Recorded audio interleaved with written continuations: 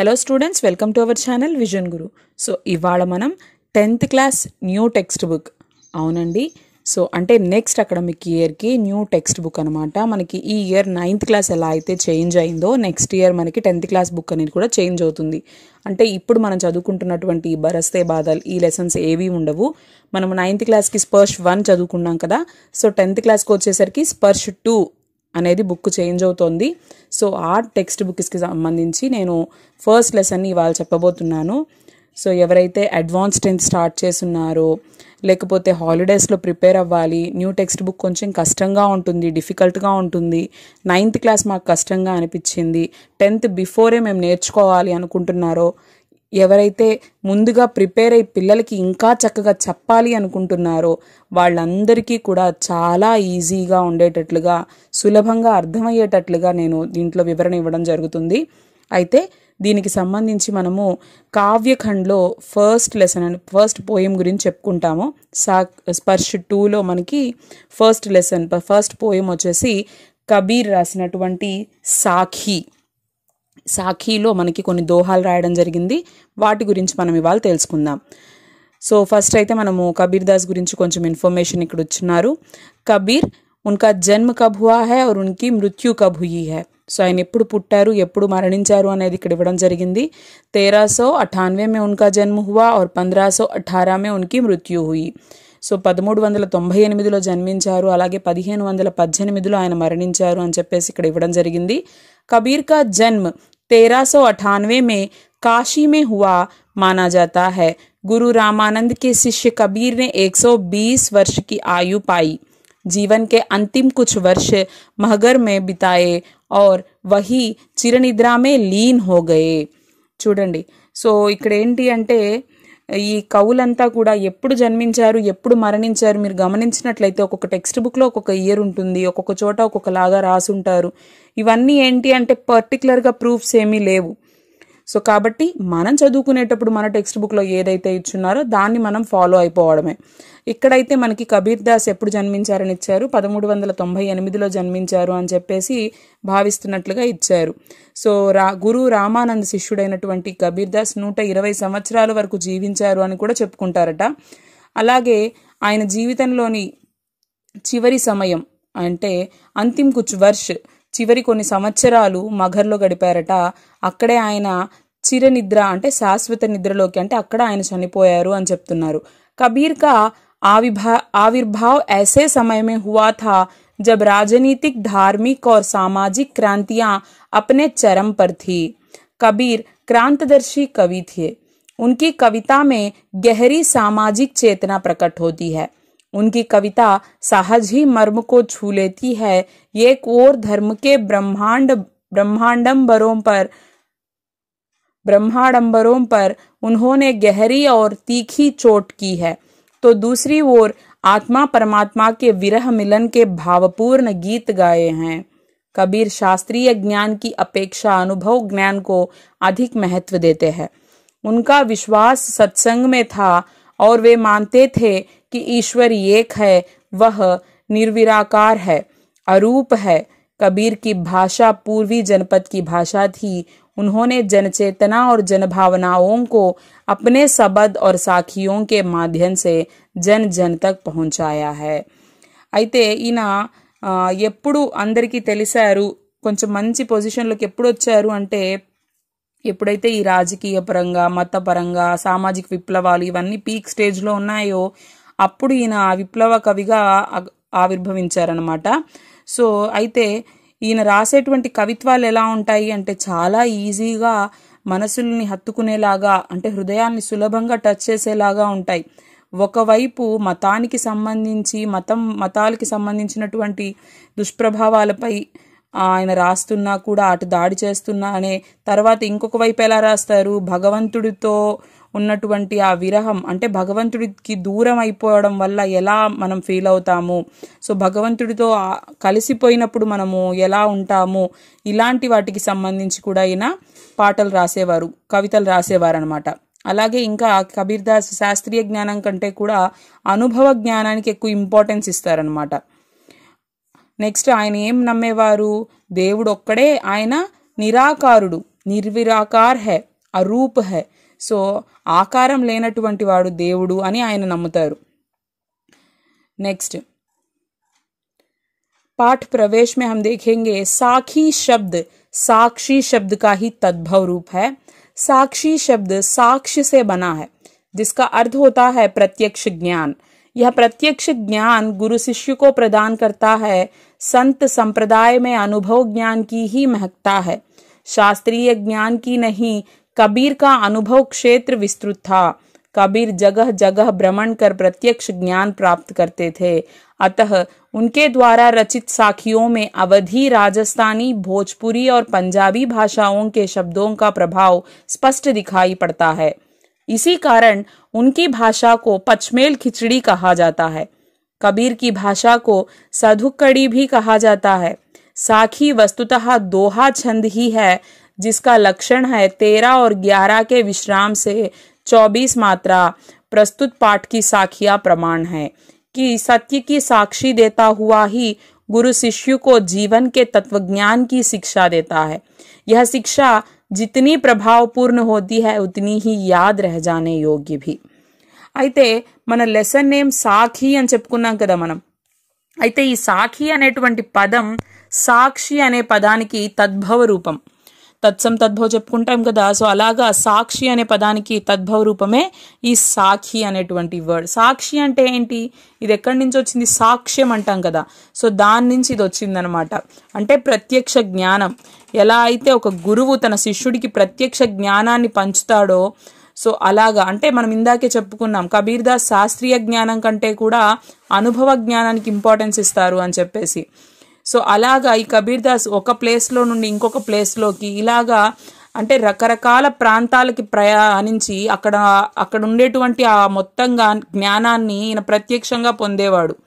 So అందువల్ల ఏమవుతుంది, ఇన్ని ప్లేసెస్కి ఆయన తిరగడం వల్ల రకరకాల భాషల పట్ల కూడా ఆయనకి ఒక పట్టు ఉండేది. అవధి, రాజస్థానీ, భోజ్పూరి, పంజాబీ, సో ఇలాగా ఈ పదాలు కూడా యూజ్ చేసేవాడు ఆయన. ఆయన రాసినటువంటి ఈ సాఖీలు, ఈ పోయమ్స్ ఏవైతే ఉన్నాయో వీటిల్లో వీటన్నిటిని మనం స్పష్టంగా చూడొచ్చు. అందుకే ఆయన భాషని పంచ్మేల్ ఖిచడి అని కూడా పిలుస్తారు. అంతేకాకుండా ఈ కబీర్ దాస్ భాషని ఇంకా సధుక్కడి అని కూడా పిలవడం జరుగుతుందన్నమాట. సో ఇది మనకి కబీర్ దాస్కి సంబంధించినటువంటి ఇన్ఫర్మేషన్. అయితే ఇప్పుడు మనం పోయమ్స్లోకి వెళ్ళిపోదాము. సో చూడండి, ఇక్కడ మనకి కొన్ని దోహాలు ఇచ్చున్నారు, కొన్ని పోయమ్స్ ఇచ్చున్నారు. సో ఫస్ట్ పోయం చూసినట్లయితే ऐसी बाणी बोलिए मन का आपा खोए, अपना तन शीतल करे औरन को सुख होई. చూడండి ఏం చెప్తున్నారు కబీర్ దాస్. ऐसी बाणी बोलिए. బాణి, బాణి కా అర్థ హోతా హై బోల్, అంటే మాటలు. మనం మాట్లాడేటువంటి మాటలు ఏవైతే ఉంటాయో అవి ఎలా ఉండాలట, ఇస్ తరహ హోనీ చాహియే. ఐసీ బాణి బోలియే, ఇలాంటి మాటలు మాట్లాడాలి. ఎలాంటి మాటలు మాట్లాడాలి, ఎలా ఉండాలి మన మాట తీరు. మన్కా ఆపా ఖోయ్. సో మన్ అంటే ఏంటి, హృదయము. సో ఆపా అంటే ఏంటి, అహంకారం, ఈగో. तो मनुष्य को कैसे बोलना चाहिए, जिसे सुनकर मन का जो अहंकार है वह दूर हो जाना चाहिए. अपना तन शीतल करे औरन को सुख होई. अपना तन शीतल करे, अपना मन भी, अपना शरीर भी ठंडा रखे और दूसरों को भी సుఖ్ పహుంచాయే. ఏం చెప్తున్నారు కబీర్ దాస్, మనిషి మాట తీరు ఎలా ఉండాలి అంటే మన మనసులోని అహంకారాన్ని తొలగివేసి మనము తీసేసి మాట్లాడాలి. దానివల్ల మనము ప్రశాంతంగా సుఖంగా ఉండాలి. మనం ఎవరితోనైతే మాట్లాడుతున్నామో ఇతరులు కూడా మన వల్ల వాళ్ళు టెన్షన్కి గురవడం కానీ, కోప్పడ్డం కానీ ఇలాంటివి జరగకుండా వాళ్ళు కూడా ప్రశాంతంగా, సుఖంగా, శాంతిగా ఉండాలి. సో అలా మనిషి మాట్లాడాలి. तो मनुष्य को अहंकार दूर करना है, मीठे वचन बोलना चाहिए. మన మనసులో అహంకారాన్ని తీసివేసి మనము మంచి మాటలు మాట్లాడాలి. అంటే మనము శాంతంగా ఉండేలాగా ఉండాలి. అలాగే ఇతరులకి కూడా మనము శాంతిపూర్వకమైనటువంటి వాతావరణాన్ని ఇవ్వాలి. అలాంటి మాటలు మాట్లాడాలి అని చెప్పేసి కబీర్ దాస్ తన ఫస్ట్ సాఖీలో చెప్తున్నారు. నెక్స్ట్ వన్, కస్తూరి కుండలి బసే మృగ ఢూండే బనమాహి, ऐसे घटी घटी राम है दुनिया देखे नाही. कस्तूरी कुंडली बसे मृग ढूंढे बन माही. ऐसे घटी घटी राम है దునియా దేఖే నాహి. చూడండి సెకండ్ పోయంకి వచ్చేసరికి ఇక్కడ ఏం చెప్తున్నారు, కస్తూరి కుండలి బసై. కస్తూరి అంటే ఏంటి అంటే ఒక సువాసననిచ్చేటువంటి ఒక పదార్థం అన్నమాట. సో ఇది ఎక్కడుంటుంది, మృగ్ అంటే ఏంటి అంటే జింక, హిరణ్, డీర్ అంటాం కదా, సో అది. సో దాని పొట్ట దగ్గర ఉన్నటువంటి నాభి అంటే మనము బొడ్డు అంటాం కదా, కడుపు దగ్గర ఉంటుంది. సో అందులో ఉంటుందన్నమాట ఈ కస్తూరి. అంటే ఆ సుగంధాన్ని ఇచ్చేటువంటి, సువాసననిచ్చేటువంటి ఆ పదార్థం ఏదైతే ఉందో ఈ కస్తూరి, అది ఎక్కడుంటుంది, కుండలి బసే, తన నాభిలో. కుండలి అంటే నాభి, కుండలి బసే నాభిలో ఉంటుంది. ఎవరికి, మృగ్, ఒక జింకకి తన పొట్ట దగ్గర నాభిలో ఉంటుంది సువాసననిచ్చేటువంటి కస్తూరి. అయితే అదేం చేస్తుంది, మృగ ఢూండే బనమాహి, ఎక్కడి నుంచి వస్తుంది సువాసన అని చెప్పేసి ఆ లేడీ అడవంతా గాలిస్తుందట. ఐసే ఘటి ఘటి రామ్ హై దునియా దేఖే నాహి. అయితే మనిషి ఏం చేస్తాడు, తన లోపలున్నటువంటి భగవంతుణ్ణి చూసుకోడు, తన లోపలున్నటువంటి భగవంతుణ్ణి గమనించుకోడు. తనేం చేస్తాడు, తీర్థయాత్రలకి, పుణ్యక్షేత్రాలకి, అక్కడికి ఇక్కడికి అంతా వెళ్తూ వస్తూ ఉంటాడు. ఎందుకు, ఎక్కడైనా నాకు భగవంతుడు దర్శనం ఇవ్వకపోతాడా, నేను భగవంతుడిని దర్శించుకోలేకపోతానా అని చెప్పి భగవంతుణ్ణి ఎక్కడెక్కడో వెతుకుతూ ఉంటాడు. అసలు భగవంతుడు ఎక్కడుంటాడు, మనలో ఉంటాడు, మనం చేసే మంచిలో ఉంటాడు, మనం చెప్పే మాటల్లో ఉంటాడు. ఫస్ట్ మనిషి ఏం చేయాలి, తనలో ఉన్న అజ్ఞానాన్ని దూరం చేసుకొని తనలో ఉన్న జ్ఞానాన్ని బయటికి తీసి తనలో ఉన్న భగవంతుడిని, మంచిని బయటికి తీయాలి. ఎక్కడికో వెళ్ళి వెతకడం కాదు. ఆ లేడీ తన దగ్గర వచ్చేటువంటి వాసనని ఎక్కడెక్కడో వెతుకుతుంది, ఎక్కడి నుంచి వస్తోందా అని, కానీ దానికి తెలియదు తనలో నుంచే వస్తుంది అని. అలాగే మనిషికి కూడా తెలియదు మనం చేసే మంచిలో భగవంతుడు ఉంటాడు, మనం చేసే సహాయంలో భగవంతుడు ఉంటాడు అని. అది మానేసి గుళ్ళకి, గోపురాలకి, చర్చిలకి, మసీదులకి, అక్కడికి ఇక్కడికి తిరుగుతూ ఉంటారు జనాలంతా కూడా. అసలైన భగవంతుడు మనలో ఉంటాడు అని చెప్పి కబీర్ దాస్ ఇందులో చెప్తున్నారనమాట. నెక్స్ట్, జబ్ मै था तब हरी नहीं, अब हरी है मैं नाही, सब अंधियारा मिट गया जब दीपक देखा माही. చూడండి, జబ్ मै था तब हरी नहीं, अब हरी है मैं नाही, सब अंधियारा मिटी गया जब दीपक देखा माही. ఇక్కడ मै అంటే మామూలుగా మై అంటే ఏం చెప్తాము, నేను అని కదా. ఇక్కడ మనకి పోయంలో मै का अर्थ होता है అహంకార్. అహంకార్ అంటే ఏంటి, అహంకారము, ఈర్ష్య, ఇగో.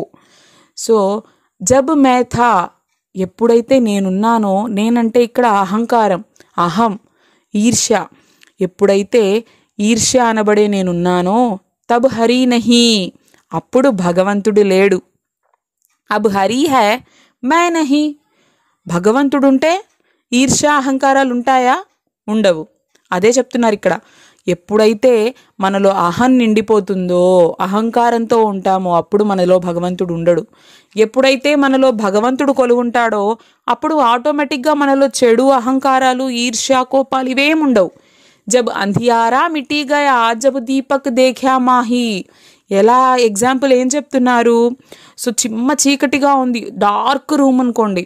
సో ఒక చిన్న క్యాండిలో, దీపమో వెలిగించి మనం ఆ దీపాన్ని అక్కడికి తీసుకురాగానే ఏమవుతుంది, ఆ చిన్న దీపం నుంచి వచ్చేటువంటి ఆ కాంతి అంత పెద్ద రూమ్లో ఉన్నటువంటి అంత చిమ్మ చీకటిని క్షణాల్లో మాయం చేస్తుంది. జబ్ హమ్ దీప్ కో దేఖ్తే హై, दीप के कांति को देखते हैं, दीपक को देखते हैं, तो क्या होता है, अंधियारा ऐसे ही मिट जाता है. సో ఆ దీపాన్ని, ఆ కాంతిని చూసిన వెంటనే చీకటి మాయమైపోతుంది. అలాగే భగవంతుడు మనలో ఉండాలి అంటే అహంకారం ఉండకూడదు. అహంకారం మనలో ఉంది అంటే భగవంతుడు ఎప్పుడు కూడా మన దగ్గర ఉండడు అని చెప్పి చెప్తున్నారు. నెక్స్ట్, సుఖియా సబ్ సంసార్ హై ఖాయే అరు సోవే, దుఖియా దాస్ కబీర్ హై జాగే అరు రోవే. చూడండి, కబీర్ దాస్ ఈ సాఖీలో ఏం చెప్తున్నారు, సుఖియా సబ్ సంసార్ హై ఖాయే అరు సోవే, దుఖియా దాస్ కబీర్ హై జాగే అరు రోవే. సంసార్ అంటే ఏంటి, దునియా, వరల్డ్, జగ్. సో ఈ ప్రపంచం అన్నమాట. సంసార్ అంటే ఏంటి? ఈ ప్రపంచము. సుఖియా సబ్ సంసార్ హై, సబ్ సంసార్ కే సారే లోగ్ కైసే హై? సుఖ్ హై. సో అందరూ కూడా సుఖాలతో సంతోషంగా హ్యాపీగా ఉన్నారు. పూరి దునియా మే లోగ్ బహుత్ ఖుష్ హై. క్యా కర్తే హై వే లోగ్? ఖాయే అరు సోవే. ఏం చేస్తున్నారు వాళ్ళు? తింటున్నారు, పడుకుంటున్నారు. దుఖియా దాస్ కబీర్ హై, జాగే అరు రోవే. దుఃఖాలలో, కష్టంలో ఏడుస్తున్నది ఎవరిక్కడ అంటే కబీర్ దాస్. ఎందుకు ఏడుస్తున్నాడంట ఆయన? ఏం చేస్తున్నాడు ఏడుస్తూ? జాగే అరు రోవే. ఆయన నిద్రపోవడం లేదు, తిండి తినడం లేదు. తిండి తిప్పలు మానేసి, నిద్రాహారాలు మానేసి ఆయన బాధపడుతూ ఉన్నాడట. ఎందుకు బాధపడుతున్నాడు చూడండి. సో ప్రపంచంలో ఉన్న మనుషులంతా ఏం చేస్తున్నారు? మనకున్నటువంటి ఆడంబరాలు ఇవన్నీ చూసుకొని, అంటే టెంపరీగా, తాత్కాలికంగా వచ్చేటువంటి సుఖ సంతోషాలని చూసుకొని భగవంతుడిని మర్చిపోయి తింటూ పడుకుంటూ జీవితాన్ని అలాగే వృధా చేసుకుంటూ కాలక్షేపం చేస్తూ ఉన్నారు. కానీ కబీర్ దాస్ ఏం చేస్తున్నాడు? భగవంతుడి గురించి ఆలోచిస్తూ, వీళ్ళంతా భగవంతుడిని గుర్తు చేసుకోవట్లేదే, భగవంతుడి పట్ల భక్తిని మర్చిపోయారే అని చెప్పేసి ఆయన ఆలోచించుకుంటూ ఆయన ఆ నిద్రాహారాలు మానుకొని ఆయన బాధపడిపోతూ ఉన్నాడు. వే సోచ్తే హై भगवान के बारे में सोचते हैं, भगवान के प्रति भक्ति के बारे में सोचते हैं, उसमें ही लीन रहकर वे दुखी है, रो रहे हैं, चैन की नींद सो नहीं पा रहे हैं. సో ఆయన భగవంతుడి గురించి ఆలోచించుకుంటూ, ఆయన భక్తి గురించి, ప్రజలంతా ఇలా చేస్తున్నారే అని చెప్పేసి ఆయన బాధపడిపోతూ, ప్రశాంతంగా నిద్ర లేక, ఆయన తిండి తినక బాధపడుతూ ఉన్నారు. అక్కడే మనము ప్రపంచంలో ఉన్న మనుషులంతా, మిగతా వాళ్ళు ఏం చేస్తున్నారు? తాత్కాలిక సుఖాల కోసం భగవంతుడిని మర్చిపోయి, భక్తిని మర్చిపోయి వాళ్ళు తిని పడుకుంటూ ఉన్నారు అని చెప్పేసి ఈ సాఖీలో కబీర్ దాస్ చెప్పడం జరిగింది. నెక్స్ట్, బిరహ భువంగం తను బసై మంత్రిన లాగై కోయి, రామ్ బియోగి నా జివై, జివై తో బౌరా హోయి. చూడండి, బిరహ భువంగం తను బసై. భువంగం, భువంగం అంటే ఏంటి? భువంగం కా అర్థ హోతా హై సాంప్. ఏంటి? సాంప్ అంటే ఏంటి? పాము. బిరహ భువంగం.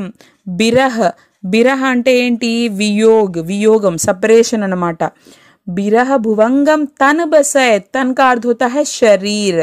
బస్నా అంటే ఇక్కడ మన శరీరంలో ఎప్పుడైతే ఈ వియోగానికి సంబంధించిన, అంటే వేరైపోవడం, దూరం అయిపోవడము, సో ఆ దూరంగా ఉన్నటువంటి ఆ విరహం అనేటువంటి ఆ పాము మన శరీరంలో ఎప్పుడైతే నివాసం ఉంటుందో, మంత్రిన లాగై కోయి, ఎలాంటి మంత్రాలు వేసినా కూడా, ఎన్ని తంత్రాలు వేసినా కూడా, ఎలాంటి ఉపాయాలు చెప్పినా కూడా అసలు ఏం పని చెయ్యవు.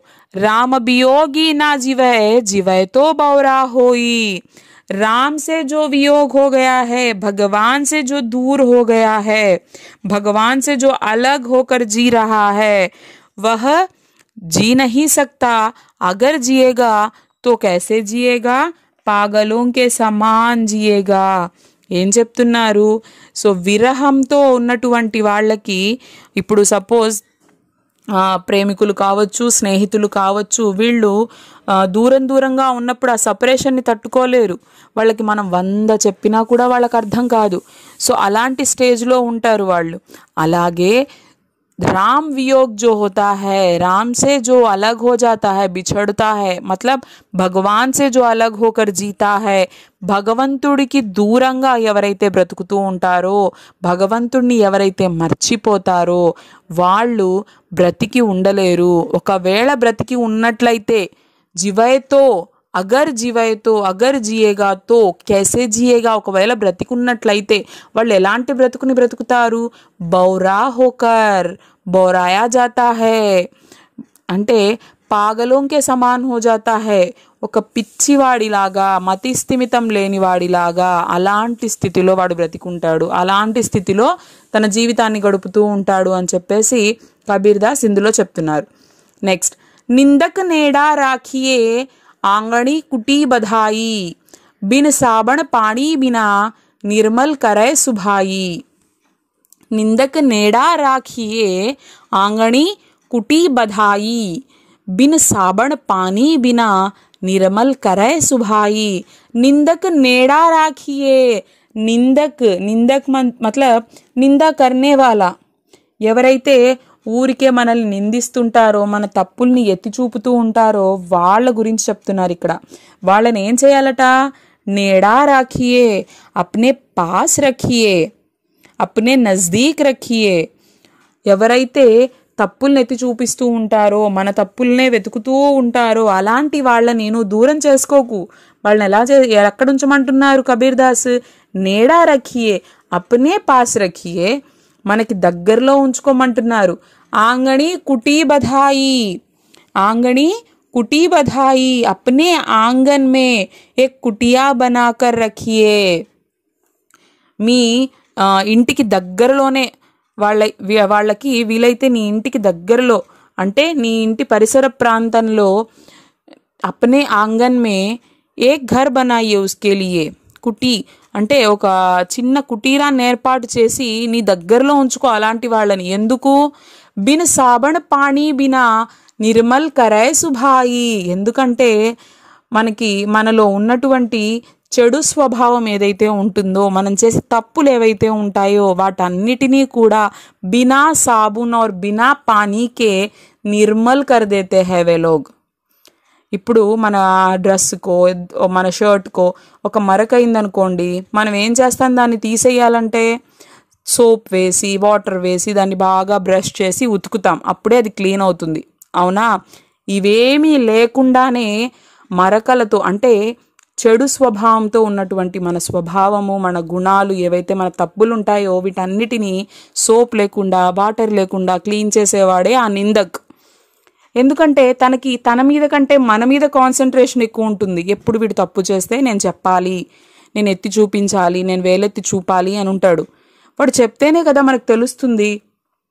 అలాగే వాడు మనల్నే చూస్తున్నాడు, మన తప్పులే వెతుకుతున్నాడు అని మనకి తెలిసినప్పుడు మనం చాలా కాన్షియస్ అయిపోతాం, మనం చాలా జాగ్రత్తగా అడుగేస్తాం.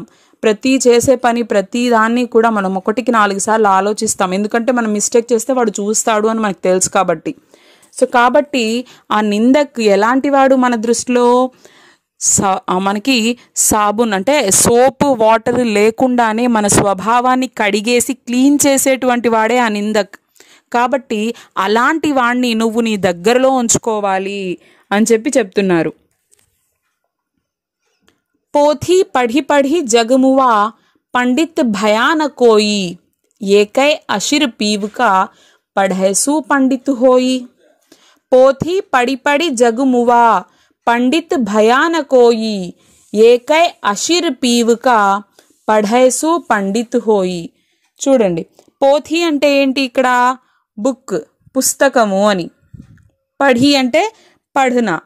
పోథీ పడి పడి జగమువా, జగ్ అంటే ఏంటి? సంసార్ ప్రపంచం. మువా అంటే చనిపోవడం. మోటే మోటే పుస్తక్ పढ़ पढ़कर మర్ గయే హే లోగ్.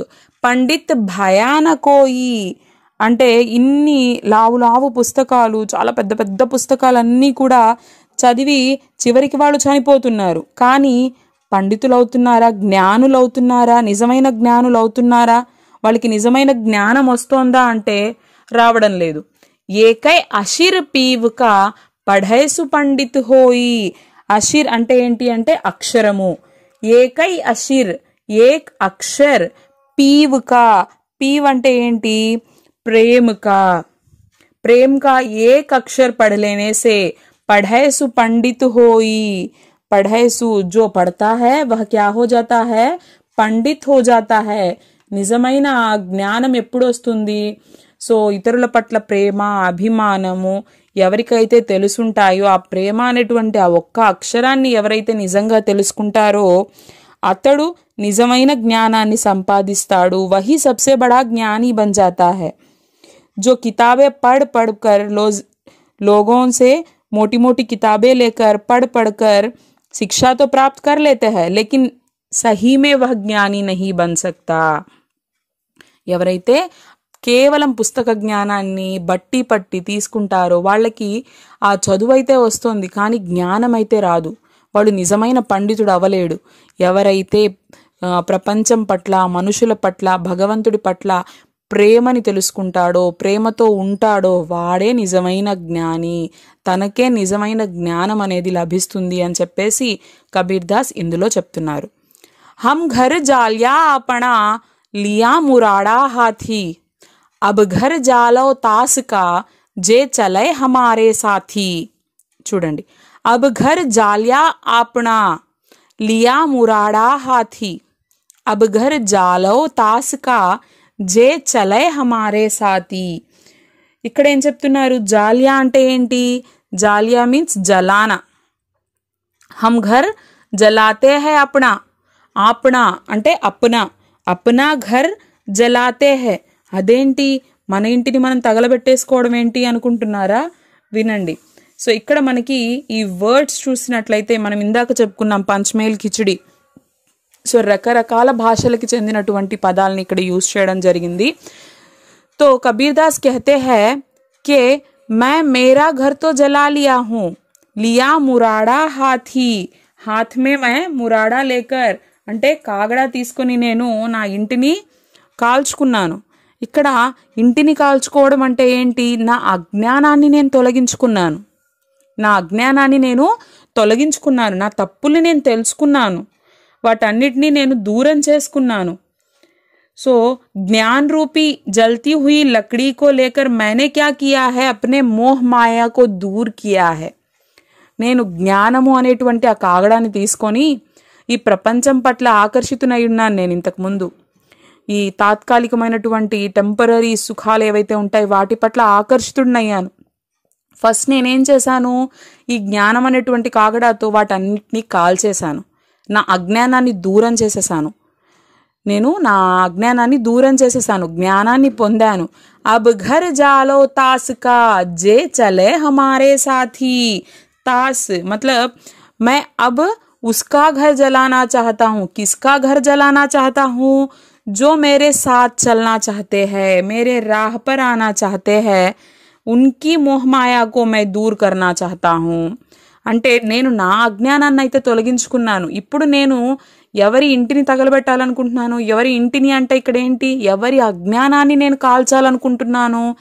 ఎవరైతే నా దారిలో నడవాలనుకుంటున్నారో, నా శిష్యులు అవ్వాలనుకుంటున్నారో, నా వెనక రావాలి అనుకుంటున్నారో, నేను వారి అజ్ఞానాన్ని దూరం చేస్తాను.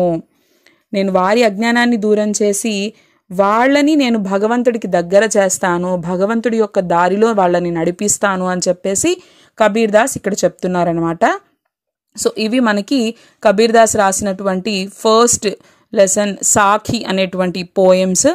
సో ఐ హోప్ మీ అందరికీ ఈ పోయమ్స్ చక్కగా అర్థమయ్యాయి అనుకుంటున్నాను. మీకు ఇంకా ఏమైనా డౌట్స్ ఉన్నట్లయితే నాకు కామెంట్ సెషన్లో తెలియజేయండి, నేను తప్పకుండా రిప్లై ఇస్తాను. సో ఇక్కడ నుంచి మనకి న్యూ టెక్స్ట్ బుక్కి సంబంధించినటువంటి లెసన్స్ అనేవి రెగ్యులర్గా వస్తూ ఉంటాయి. వీటికి సంబంధించి నోట్స్ కూడా నేను ఇస్తాను. సో ఎవరైనా ఫస్ట్ టైం మన వీడియోస్ చూస్తున్నట్లయితే మన ప్లేలిస్ట్ చెక్ చేయండి. మనకి డిఫరెంట్ క్లాసెస్కి సంబంధించినవి చాలా వీడియోస్ ఉన్నాయి. సో మీకు నచ్చుతున్నాయి, హెల్ప్ అవుతున్నాయి అంటే తప్పకుండా మన ఛానల్ని లైక్ చేయండి. మీకు తెలిసిన వాళ్ళతో, ఫ్రెండ్స్తో, రిలేటివ్స్తో షేర్ చేసుకోండి అండ్ సబ్స్క్రైబ్ చేసుకోవడం మాత్రం మర్చిపోవద్దు. అలాగే బెల్ ఐకాన్ని క్లిక్ చేసినట్లయితే మీకు నోటిఫికేషన్స్ అనేవి వెంటనే వస్తాయి. సో నెక్స్ట్ మనం ఇంకొక వీడియోస్తో కలుద్దాము. Thank you.